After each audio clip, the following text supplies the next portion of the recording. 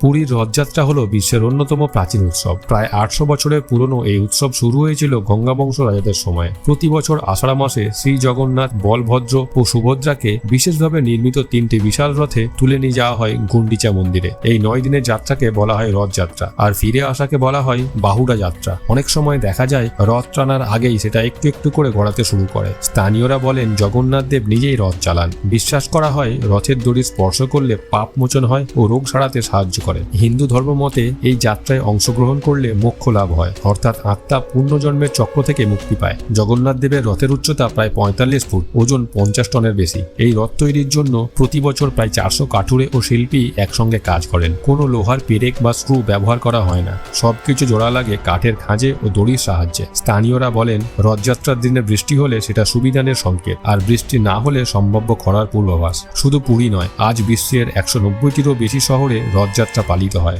ISKCON মন্দিরের মাধ্যমে London, new York, Melbourne, টোকিওতেও এই উৎসব ছড়িয়ে পড়েছে। জগন্নাথের রথযাত্রা শুধুই একটি ধর্মীয় অনুষ্ঠান নয়, এটা একটা আধ্যাত্মিক অভিযান, ইতিহাসের সাক্ষী আর এক মহামিলনের নাম। এই বিশাল রহস্যে ঘেরা রথযাত্রার মাঝেই কি লুকিয়ে আছে প্রাচীন কোনো মহাজ্ঞান? আপনার কি মত?